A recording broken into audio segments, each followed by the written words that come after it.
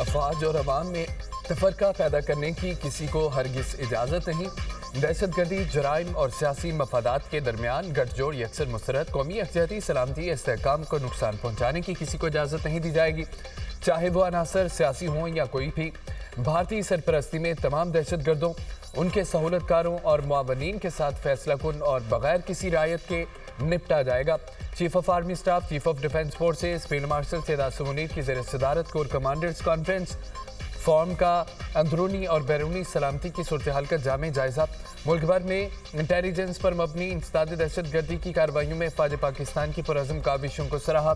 शुरका conference का पायदार अमन और इस्तेहकाम को यकीनी बनाने के लिए कौमी एक्शन प्लान के मुताबिक दीगर इलाकों में भी इसी तर्ज के अवामी इक़दाम की ज़रूरत पर जोर। चीफ ऑफ डिफेंस फोर्सेस ने कमांडर्स को ऑपरेशनल तैयारी और पेशेवराना महारत के आला तरीन मेयार को बरवक्त और बरकरार रखने की हिदायत की है। फील्ड मार्शल का पाक फौज की कौमी खुद मुख्तारी और इलाकाई सालमियत का मुस्तकिल तहफ़्फ़ुज़ करने की सलाहियत पर एतमाद का इजहार। सैयद आसिम मुनीर ने कहा कि हुकूमत और पाक फौज की मुश्तरका कोशिशों और पाकिस्तानी अवाम की साबित कदम हिमायत के बाइस हमारा मुल्क बतदरीज मगर यकीनी तौर पर इस्तेहकाम, वसी तर मौक़े और इज़्ज़त वक़ार की तरफ बढ़ रहा है। फोरम ने बलोचिस्तान हुकूमत के खुसूसी तरक्याती इक़दाम को सराहा।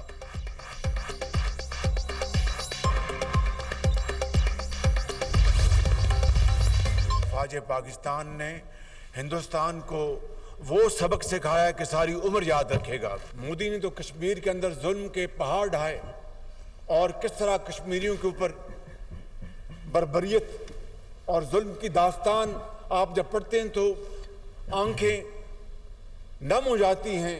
आज भी कश्मीर की वादी में उन बेगुनाहों का खून बह रहा है, उनकी खून से कश्मीर की वादी सुर्ख हो चुकी। मैं समझता हूं कि वो दिन आएगा जब आपकी मेहनत और अज़मत से कश्मीर बनेगा पाकिस्तान और मकबूजा कश्मीर जरूर आज़ाद होगा। पाक भारत जंग में दुश्मन को सबक सिखाया, भारत फ़ौज पाकिस्तान का सिखाया सबक हमेशा याद रखेगा। वज़ीर आज़म का कहना है कि नरेंद्र मोदी ने कश्मीर में जुल्म का बाजार गर्म कर रखा है। वो वक्त जल्द आएगा जब मकबूजा कश्मीर आज़ाद होगा। शहबाज शरीफ का मुजफ्फराबाद में तलबा में लैपटॉप तकसीम करने की तकरीब से खिताब, कहा कि लैपटॉप स्कीम को रिश्वत होने का ताना दिया गया। लैपटॉप रिश्वत होती तो क्या आज नौजवान डॉक्टर, इंजीनियर्स बन सकते थे? हमेशा मेरिट को तरजीह दी, एक भी लैपटॉप सिफारिश पर नहीं दिया गया। आज़ाद कश्मीर में 4 दानिश स्कूलों की तामीर की मंजूरी दी गई।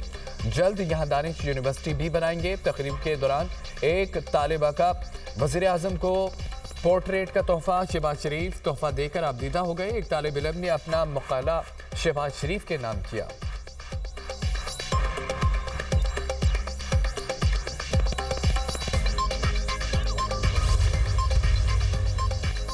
नाना करते हाँ, तहरीक तहफ़्फ़ुज़ यानी पाकिस्तान ने वज़ीर आज़म की मुज़ाकराती पेशकश पर आमादगी ज़ाहिर कर दी। मुल्क को बहरान से निकालने के लिए नया मिसाके नागुज़ीर करार। महमूद खान अचकज़ई की ज़ेर सदारत इजलास। सैनिटर लामा राजा नासिर अब्बास, असद कैसर, मुस्तफ़ा नवाज़ खोकर, साजिद तरीन और अखवज़ंदा हुसैन यूसुफ़ज़ई की शिरकत। अलामिया में कहा गया है कि कानून की हुक्मरानी, इंसानी हकूक़ की पासदारी और आइनी और जमहूरी इक़्तिदार के इस्तेहकाम के लिए डायलॉग पर तैयार हैं।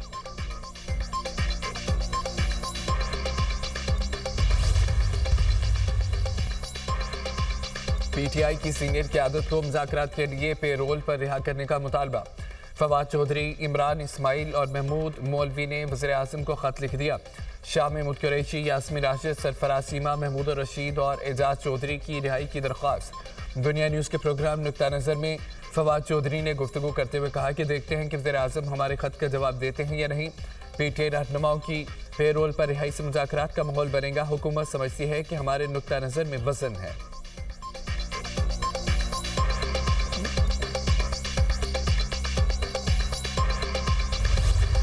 आला साहब जो है वो 4.5 करोड़ लोगों के नुमाइंदे हैं। वो एक फेडरेटिंग यूनिट के सरबराह हैं। 4.5 करोड़ लोगों का मैंडेट उनके पास है। उनको गिरफ्तार करना तो छोड़े, अगर ऐसी कोई हरकत भी की गई तो उसको खमियाजा ये भुगतना पड़ेगा इनको। देखिए, जहां तक फवाद चौधरी साहब का ताल्लुक है या इमरान इस्माइल साहब का ताल्लुक है, ये आईपीपी का हिस्सा है। पहले तो ये बात इनको क्लियर करनी होगी कि ये आईपीपी में अभी भी हैं या आईपीपी छोड़ चुके हैं। इनका तहरीक इंसाफ से कोई ताल्लुक नहीं। तहरीक तहफ़्फ़ुज़ यानी पाकिस्तान स्ट्रीट मूवमेंट में PTI का साथ देगी। वज़ीर आला खैबर पख्तूनख्वा के मुआविन खुसूसी शफी जान की प्रोग्राम दुनिया महर बुखारी के साथ में गुफ्तगू का। फवाद चौधरी और इमरान इस्माइल को वजाहत देनी चाहिए कि वो IPP का हिस्सा हैं या छोड़ चुके हैं। दोनों का तहरीक इंसाफ से कोई ताल्लुक नहीं। वज़ीर आला सुहेल अफरीदी को दौराए लाहौर में गिरफ्तार किया गया तो उसका खमियाजा भुगतना पकड़ेगा।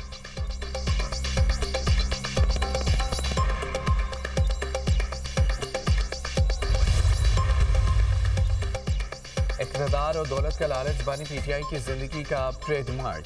वज़ीर दिफा ख्वाजा आसिफ की बानी तहरीक इंसाफ पर कड़ी तनकीद। एक्स पर बयान में कहा है कि बानी PTI आज भी सियासी बरादरी से मुज़ाकरात पर तैयार। वो एस्टेब्लिशमेंट से रास्ता छोड़ने के लिए आज भी तैयार हैं। एक तरफ सोशल मीडिया पर गालियां, दूसरी तरफ मिन्नत तरला। बानी PTI ने ज़िंदगी में इतने बेस बदले हैं, आज कोई पहचान या शनाख्त बाकी नहीं रही। इब्नुल वक्ती बानी PTI की ज़िंदगी का नस्बुल आइन है। वफा, नज़रिया और कमिटमेंट या इंसानी रिश्तों पर यकीन नहीं रखते। मुशीर वज़ीर आज़म राना सनाउल्लाह ने कहा कि बानी PTI मुज़ाकरात नहीं, अफरा तफरी चाहते हैं। मुज़ाकरात की दावत पर बानी PTI ने मुस्बत जवाब नहीं दिया। बानी PTI सियासत नहीं कर रहे, मुज़ाकरात उनकी पॉलिसी में नहीं। बानी PTI के सिवा उनकी जमात में किसी और के पास इख्तियारात नहीं। वज़ीर आज़म की ज़ेर सदारत तवानाई पर काबीना की ज़ैली कमेटी की सिफारिशात पर जायज़ा इजलास। शहबाज शरीफ ने जामे कौमी एनर्जी प्लान की तश्कील पर मुतालिका वजारतों और सूबों की मशावरत से काम करने की उसूली मंजूरी दे दी। जामे कौमी एनर्जी प्लान के लिए अलहदा सेक्रेटेरिएट बनाया जाएगा।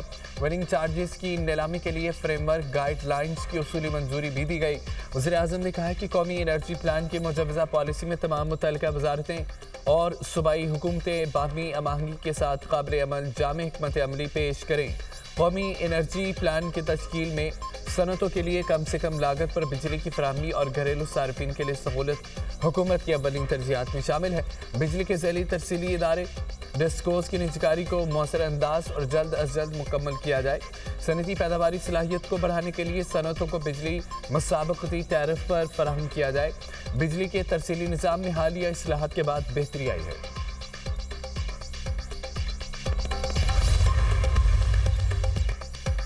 काबीना की तवानाई कमेटी का बिजली के वेलिंग से मुतालिक अहम फैसला मुसाबकती प्रोसेस, शिरकत और दीगर अहम मामलात की मंजूरी दे दी गई है। डिस्कोस के ऑक्शन से मुतालिक तरीक़ाकार की भी मंजूरी दी गई है। हुकूमत के वादों के मुताबिक अब नए बिजली के मुआहदे नहीं होंगे। अब हुकूमत बिजली की खरीदारी से निकल गई है। फैसले के बाद 800 मेगावाट की मुसाबकती बोली का अमल शुरू हो जाएगा। मुल्क में जामे एनर्जी प्लानिंग के लिए पावर डिवीजन के इदारे PPMC में सेक्रेटेरिएट कायम किया जाएगा। अब सिर्फ एक जगह और एक इदारा मजबूत तरीके से प्लानिंग करेगा। पॉलिसी बनाने वाले इदारों में जामे मुआवनत मिलेगी। काबीना कमेटी के इजलास में पावर डिवीजन को यह जिम्मेदारी सौंपी गई है। पावर डिवीजन को एनर्जी प्लानिंग में एनर्जी के तमाम जरियों बिलखसूस ग्रीन एनर्जी के फ़रोग में मदद मिलेगी। फैसले के तहत सूबाई और वफाकी हुकूमतों के एनर्जी से मुतालिक ज़रूरियात, खपत और पैदावार के हवाले से मुश्तरका और मरबूत प्लानिंग की जाएगी।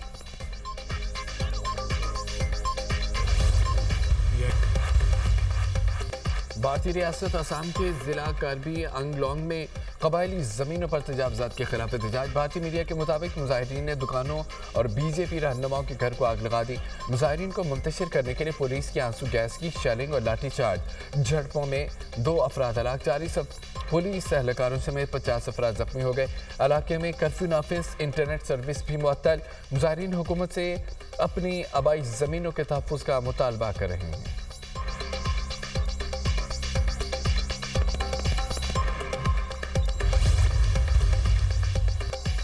गजा जंगबंदी के दूसरे मरहले के आगाज़ के लिए कोशिशें। तुर्क वज़ीर ख़ारजा हक्कान फ़िदान की अंकारा में हमास वफ़द से मुलाकात। गजा की ताज़ा सूरत हाल पर तफसीली तबादला ख्याल। तुर्क वज़ीर ख़ारजा ने कहा कि गजा अमन मनसूबे के दूसरे मरहले पर भी बातचीत हुई। गजा में रिहाइश और इंसानी इमदाद की कोशिशें जारी हैं। हमास वफ़द का कहना था कि जंगबंदी की तमाम शराइत पूरी कर दी गई हैं। इसराइल के हमले दूसरे मरहले में रुकावट हैं। गजा में दाखिल होने वाली इंसानी इमदाद काफ़ी नहीं है।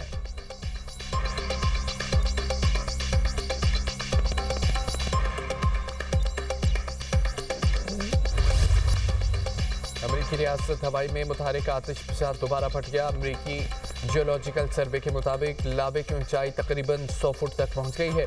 ये धमाका रवां साल का 39वां आतिशफशानी वाक़या है।